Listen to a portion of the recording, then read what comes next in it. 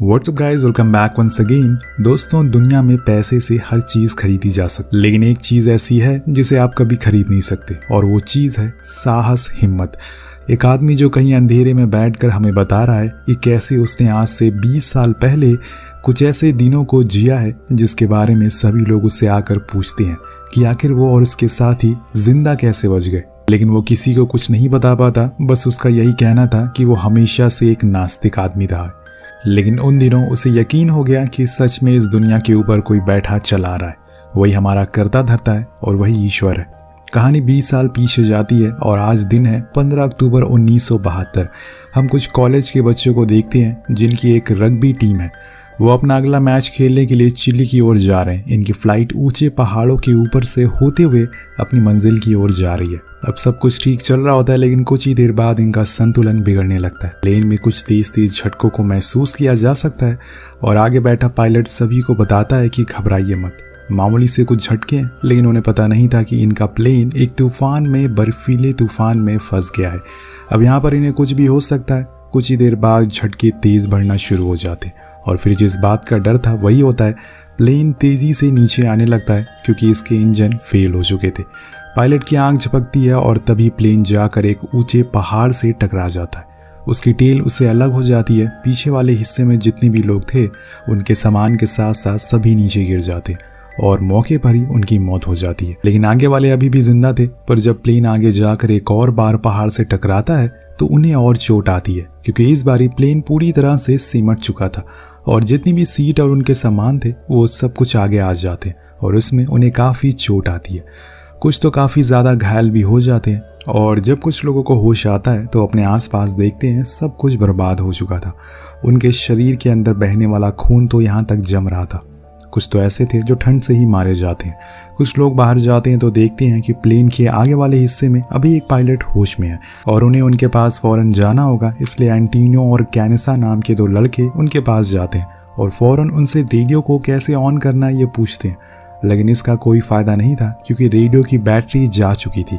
ऐसे में उन्हें बस किसी रेस्क्यू प्लेन के आने का इंतज़ार करना होगा। कुछ ही देर बाद वो पायलट भी अपना दम तोड़ देता है। कुछ और पैसेंजर भी मारे जाते हैं, यानी कि जितने भी लोग बचे हुए हैं उन्हें अब खुद का ख्याल खुद ही रखना होगा, क्योंकि कुछ ही देर बाद अंधेरा होने वाला है और ऐसे में ठंड बढ़ जाएगी। यहाँ कैनेसा सभी को आकर बताता है कि हमें जितनी भी सीट बची हुई है उन्हें कवर को निकाल लेना चाहिए ताकि हम रात में ठंड से बच सकें। लेकिन जब रात आती है तो इन्हें पता चलता है कि इन्होंने जैसा सोचा था ठंड उससे कई गुना ज़्यादा है और उस ठंड को तो कुछ लोग बर्दाश्त भी नहीं कर पाते और जो पैसेंजर घायल थे उनका तो खून जम जाता है और वो मारे जाते हैं। पर जितनी भी थे जैसे तैसे करके ये अपनी रात गुजार देते हैं। फिर अगली सुबह कैनिस एक कैबिन क्रू के पास जाता है और एक लौता वही बचा हुआ था, लेकिन वो इतना डरा हुआ था कि वो किसी की सुन ही नहीं रहा था। लेकिन कैनिसिया उसे समझाता है, फिर उसे पूछता है कि क्या इस प्लेन में कोई फ्लेयर है ताकि वो उसकी मदद से हम किसी सिग्नल को भेज सकें। लेकिन वो कहता है कि ऐसा कोई चीज़ प्लेन में मौजूद ही नहीं है। अब ये सुनकर वो बहुत उदास हो जाते हैं कि कुछ दिन कुछ रातें उन्हें ऐसे ही काटनी हो जाती है। धीरे धीरे करके लोग कम होते जा रहे थे क्योंकि हर कोई -20 डिग्री को झेल नहीं सकता। ऐसे में वो मारा जाता है। एक दिन वो क्रू मेंबर बताता है कि अगर हमें किसी को सिग्नल देना है तो हम रेडियो की मदद से दे सकते हैं, लेकिन उसकी बैटरी प्लेन के टेल में है जो कि पहले ही टकरा कर न जाने कहाँ गिरा हुआ है। अगर उसे हम ढूंढने में कामयाब हो गए तो हमारा काम बन सकता है। लेकिन कैनिसिया कहता है कि यह मुमकिन नहीं है क्योंकि हमें पता ही नहीं कि वो टेल कहाँ पर गिरी है। ऐसे में अगर हम बाहर उसे ढूंढने के लिए जाएंगे तो इस ठंड में मारे जाएंगे। अब 5 दिन बीत जाने के बाद जितने भी मरे हुए लोगों की लाशें थी उन्हें ये बाहर लाते हैं और उसे दफना देते हैं क्योंकि उससे अब बदबू आना शुरू हो गई थी। लेकिन वहाँ पर खड़े लोगों को यकीन था कि इन्हें कोई ना कोई ढूंढने के लिए ज़रूर आएगा। तब तक इन्हें खुद को जिंदा रखना पड़ेगा। इसके लिए पहले जितना भी खाना होता है इनके पास वो इकट्ठा कर लेते हैं और फिर सबका उसमें हिस्सा लगाते हैं ताकि खाना ज़्यादा दिन चल सके। उसी समय इन्हें एक हेलीकॉप्टर की आवाज़ भी सुनाई देती है, लेकिन आसमान में इतनी धुंध होती है कि इन्हें बस आवाज़ ही सुनाई देती है, वो कहीं दिखाई नहीं देता। लेकिन इन सभी को लगता है कि उस हेलीकॉप्टर ने इन्हें देख लिया। ये खुद को तसल्ली देने लगते हैं कि ये बच जाएंगे। पर एक आदमी आकर बताता है कि हमें जो सच है वो अपनाना चाहिए, ना कि झूठ का सहारा लेकर खुद को जिंदा रखना चाहिए। और यही सच है कि उसने हमें देखा नहीं है। और सभी फिर से निराश होकर जाकर सो जाते हैं।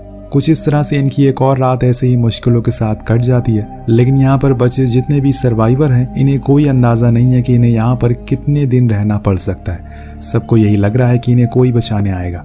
चलिए अच्छा है, कम से कम एक उम्मीद है जो इन्हें जिंदा रख रही है। अगले दिन कुछ लोग इस स्टील को बेंड करके एक स्लोप बनाते हैं और फिर उस पर बर्फ रखकर उसे पिघलाने की कोशिश करते हैं ताकि पीने का पानी मिल सके। वहीं कुछ दूरी पर कुछ लोग आराम से बैठकर स्मोक कर रहे थे, क्योंकि उन्हें पूरा यकीन था कि रेस्क्यू वाले उन्हें बचा लेंगे। और इधर रेस्क्यू टीम बार बार उस एरिया को सर्च कर रही थी, लेकिन उन्हें ये लोग कहीं दिख नहीं पाते। लेकिन तभी प्लेन के अंदर एक नंदो नाम का आदमी पैसेंजर कोमा से उठता और उसे बताया जाता है कि उन लोगों का प्लेन क्रैश हो चुका है, लेकिन तुम बच गए हो। वो सबसे पहले अपनी माँ के बारे में पूछता है। वो लोग बताते हैं कि वो मर चुकी हैं। अब ये सुनकर वो रोना शुरू कर देता है, पर उसे बताया जाता है कि तुम्हारी बहन सैंजो अभी जिंदा है, लेकिन वो बहुत ही घायल है और उसे तुम्हारी सख्त जरूरत है। तो वो उसी हालत में उसके पास भागते हुए जाता और कहता है कि मेरी बहन तुम डरना मत, गॉड हमारे साथ है। अब तो मैं भी तुम्हारे पास आ गया हूँ, हम सब बच जाएंगे। दोस्तों, यहाँ पर जितने भी लोग हैं वो बीते कई दिनों से बस इसी उम्मीद में है कि कोई आ जाए उन्हें बचाने के लिए। इन्हें खुद जाकर उस टील को ढूंढना होगा ताकि वो फिर किसी को रेडियो से सिग्नल भेज सके। सभी लोग एक दूसरे से चिपक कर सो जाते हैं। अब नंदो पूरी रात अपनी बहन की देखभाल करता है। उसे क्या पता था कि ये सफर उसके लिए ऐसा शापित बन जाएगा। अब अगले दिन ये लोग फिर से बाहर जाकर बैठ जाते हैं, क्योंकि किसके अलावा कोई काम इन्हें है ही नहीं। तभी उनके ऊपर एक प्लेन जाते हुए दिखता है, जो शायद कोई आर्मी प्लेन होगा। अब इन्हें लगता है कि उसने इन्हें देख लिया है, इसलिए सभी बहुत खुश हो जाते हैं और उसी रात को सभी लोग एक एक करके खाने को खा लेते हैं, जो उन्होंने आने वाले दिनों के लिए बचा कर रखा हुआ था। इन्हें लग रहा है कि अब तो वो कल बच ही जाएंगे, तो इस खाने का कोई काम क्या होगा। अब सुबह होती है और ये लोग इंतजार करने लगते हैं उस प्लेन का जो कि कल रात गुजरा था, लेकिन यहाँ पर इन्हें बचाने कोई नहीं आता। और हकीकत भी यही है, उस प्लेन ने इन्हें कभी देखा ही नहीं था। और जब एंटोनियो सोकर उठता है तो वो सभी को खाना बांटने के लिए जाता है, लेकिन वहाँ तो कुछ बचा ही नहीं था। और ये देखकर वो सभी पर बहुत चिल्लाता है, क्योंकि न जाने कब तक इन्हें यहाँ पर रहना पड़ सकता है और क्या पता कभी कोई इन्हें बचाने आए ही ना।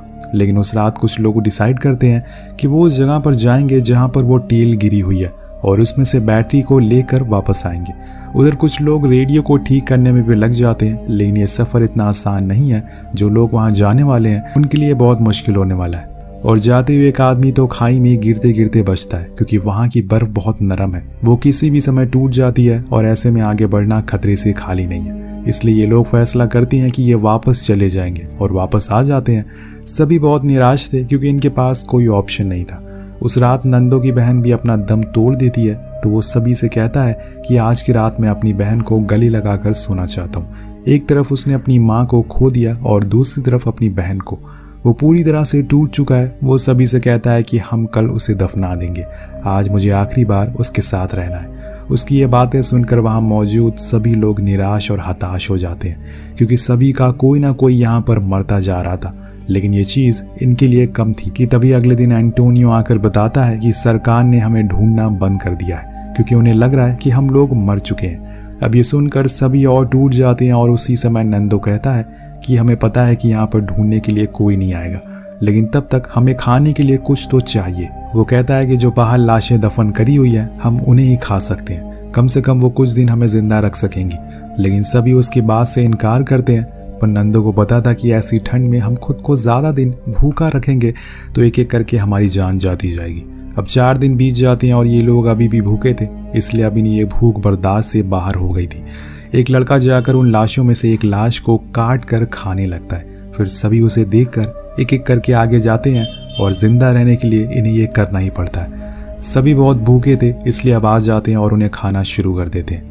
लेकिन ये देखकर नंदो को बहुत बुरा लगता है, क्योंकि उन लाशों में 2 लोग उसके अपने ही थे, लेकिन वो मजबूर है, वो कुछ कर नहीं सकता। अब कुछ खाने के बाद इनके अंदर थोड़ी बहुत ताकत आ जाती है और फिर इनमें से 3 लोग अगले दिन एक बार फिर से निकल जाते हैं प्लेन की टेल ढूंढने के लिए। लेकिन वो कहाँ है ये तीनों में किसी को पता नहीं है, इसलिए ये सब एक ही रास्ते पर चलते रहते हैं और ऐसे ही पूरा एक दिन निकल जाता है। अगली सुबह जब एक आदमी कुछ मांस के टुकड़ों को काट रहा होता है तो वो दूसरे आदमी से कहता है कि मुझे नहीं लगता कि वो लोग बच पाएंगे, क्योंकि उन्होंने बहुत ही कम कपड़े पहने हुए हैं। तभी हम उन तीनों आदमियों को देखते हैं जो रात को एक पहाड़ के सहारे बैठ गए थे ताकि थोड़ी देर वो सो सकें। लेकिन सुबह होते ही उनके ऊपर बर्फ की परत जम जाती है, लेकिन शुक्र है कि वो जिंदा थे। उठकर वो फिर से आगे बढ़ने की कोशिश करते हैं और तभी उन्हें कुछ दूरी पर कुछ सामान मिलता है जो कि टील से टूटकर गिर चुका था, जिसमें कुछ लोग भी होते हैं जो कि मर चुके थे। अब यहाँ से ये लोग आगे नहीं जाते क्योंकि आगे जाने के लिए इन्हें एक और रात यहाँ पर बितानी होगी, जो इनके लिए सही नहीं है, और इसीलिए तीनों डिसाइड करते हैं कि वो वापस प्लेन पर लौट जाएंगे। अब वापस आने के बाद वो सभी के साथ बैठकर एक प्लान बनाते कि कैसे इस बारी वो लोग पूरे कपड़ों के साथ जाएंगे और कुछ खाने का सामान भी अपने साथ ले जाएंगे। ऐसा करने पर वो ज्यादा दिन वहां रुक सकते हैं। या हम देख पाते हैं कि ये सभी लोग एक ही साथ सो रहे थे खुद को गर्म करने के लिए। अपने बचे हुए सामान को वो जला देते हैं और जब वो भी खत्म हो जाता है तो ये खुद के पैसों को भी जलाना शुरू कर देते हैं। और इसी समय इन्हें एहसास होता है कि दुनिया में अगर कोई सबसे बड़ी और कीमती चीज है तो वो खुद की जान है। अभी वहां पर कैलेटॉस नाम का आदमी कहता है कि लगता है कि हमारा साथ ईश्वर दे रहा है, तभी उसने हमें इतनी दिनों तक जिंदा रखा हुआ है। सभी उसकी बात से एग्री करते हैं, लेकिन उसी रात एक तेज बर्फीला तूफान आता है। एक एवलांच इनके प्लेन के ऊपर आकर गिर जाता है, जिसकी बहुत सारी बर्फ अंदर आ जाती है, जिसमें सभी लोग दब जाते हैं और उन्हें सांस लेने में भी दिक्कत होने लगती है, जिसकी वजह से कई लोग मारे जाते हैं। अगले दिन सभी लोग बाहर निकलने की कोशिश करते हैं तो देख पाते हैं कि अभी भी बाहर तूफान चल रहा है और इन्हें कुछ देर और अंदर रहना होगा। अब थोड़े टाइम बाद जब वो लोग बाहर जाते हैं तो उन्हें वहां पर कैलेटॉस बैठा हुआ दिखता है, जो फिर से कहता है कि ईश्वर हमारा साथ दे रहा है। तभी देखो सूरज भी निकल गया है। दोस्तों, कैलेटॉस वही शख्स है जिसको हमने कहानी की शुरुआत में देखा था, जो हमें अपनी कहानी को बता रहा है। कहानी आगे बढ़ती है और इस तूफान में और 8 लोग मारे जाते हैं, जिन्हें ये बाहर दफन कर देते हैं। जो भी बचे हुए थे वो डिसाइड करते हैं कि इन्हें कैसे भी करके उस टील तक पहुंचना होगा, वरना बहुत देर हो जाएगी। दोस्तों, इन्हें यहाँ पर 50 से भी ज़्यादा दिन हो चुके हैं फंसे हुए, और तब से ये बस बर्फ़ को पिघला कर उसी का पानी पी रहे हैं और खाने में उन लाशों की मांस को खा रहे हैं। लेकिन यहाँ पर इनके लिए खुशखबरी होती है कि विंटर का मौसम ख़त्म होने वाला है, यानी कि दिन लंबा होगा, जिससे ये लंबा सफ़र तय कर सकेंगे। अब फिर से 3 लोग निकल जाते हैं टेल को ढूंढने के लिए, लेकिन इस बारी इन्हें कहा जाता है कि अगर तुम्हें वो टेल का हिस्सा नहीं मिला तो तुम वहां से आगे निकल जाना, लौट कर मत आना, क्या पता आगे जाकर कोई मदद मिल जाए। वो तीनों कड़ी मुश्किलों के बाद आगे बढ़ते रहते हैं और इनकी किस्मत अच्छी होती है कि इन्हें ढूंढते ढूंढते वो टेल मिल जाती है। हालांकि ये लोग गलत दिशा में जा रहे थे, लेकिन वही इनके लिए सही दिशा थी। अब ये फौरन बैटरी को बाहर निकालते हैं, लेकिन वो बहुत ही ज़्यादा भारी थी और ऐसे में उसे अपने साथ नहीं ले जा सकते थे। इसलिए नंदो जाकर उस आदमी को अपने साथ लेकर आता है जो वायर्स वगैरह ठीक कर सकता है, लेकिन उससे भी कुछ नहीं होता और ऐसे ही करते करते रात हो जाती है। ये चारों वहीं टेल के अंदर ही बैठकर खुद को आसरा देते हैं, पर यहाँ नंदो कहता है कि हमें वापस चलना चाहिए क्योंकि तूफान आने वाला है और अगर हम आगे गए तो मारे जाएंगे। लेकिन उसके साथ वाला बंदा कहता है कि हमें अब वापस नहीं जाना चाहिए, पर 3 लोग नंदो की बात से राजी थे, इसलिए ये लोग आगे बढ़ते हैं। लेकिन बीच में इन्हें बहुत सी मुश्किलात का सामना करना पड़ता है। ऊपर से इन्हें अब ठंड भी लगना शुरू हो गई थी।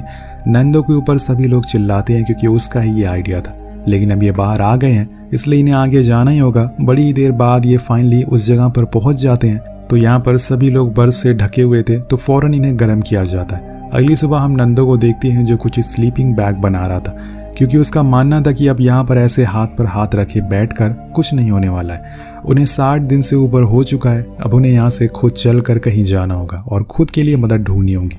कुछ समय के बाद कैनेसा और एंटोनिया नंदो के पास आते हैं और फैसला करते हैं कि ये लोग आगे जाएंगे मदद के लिए। जब ये जाने वाले होते हैं तो इनके पास कैलेटॉस आता है, जो उन्हें बताता है कि मैंने कल रात एक सपना देखा था जिसमें तुम लोगों को एक हरियाली वाली जगह मिल गई है और तुम बच गए हो। मुझे यकीन है कि तुम्हारे साथ ईश्वर ज़रूर देगा। जाओ, कोशिश करने वालों की कभी हार नहीं होती। और फिर ये निकल जाते हैं अपने अनजान सफ़र की ओर। कुछ दूर चलने के बाद ये ऊंची पहाड़ी पर पहुंचते हैं, जहां से नंदो को 50 मील दूर कुछ दिखाई देता है। वो सभी से कहता है कि मुझे लगता है कि वहाँ कुछ पेड़ होंगे उन पहाड़ों के बीच में, लेकिन एंटोनियो वहीं गिर जाता और कहता है कि ये नामुमकिन है। 50 मील पैदल चलने के पहले ही हम भूख और ठंड से मारे जाएंगे।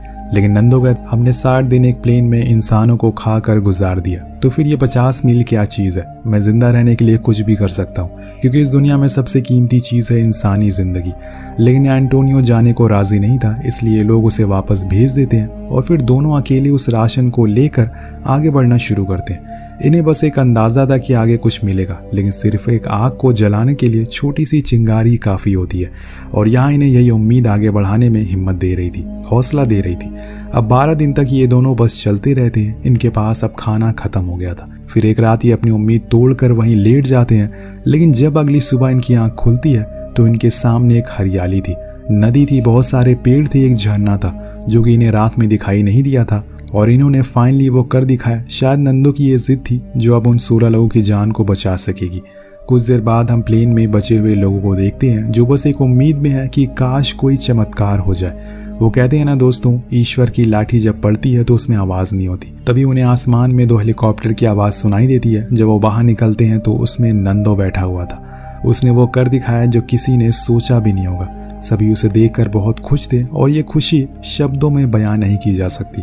वो एक दूसरे को गले लगाना शुरू कर देते हैं और बस गॉड का शुक्रिया अदा करते हैं कि वो बच निकले। लास्ट में हम कैलेटॉस को देखते हैं जो कि इस कहानी को सुना रहा है। वो बताता है कि जाने से पहले हमने वहां पर मरे हुए लोगों को एक पहाड़ के नीचे दफना दिया और उसके ऊपर उनकी याद में एक क्रॉस बना दिया। लास्ट में हमें बताया जाता है कि इस हादसे में 29 लोगों ने अपनी जान खो दी और 16 लोगों की जान बच गई। ये कहानी उन्हीं 29 और 16 लोगों के लिए समर्पित है जिन्होंने अपनी जान गंवा दी और जान बचा ली। दोस्तों, इस कहानी पर एम करते हैं 400 कमेंट का। इसी के साथ ये कहानी यही अंत हो जाती है। मिलते हैं अगली वीडियो में। Peace out.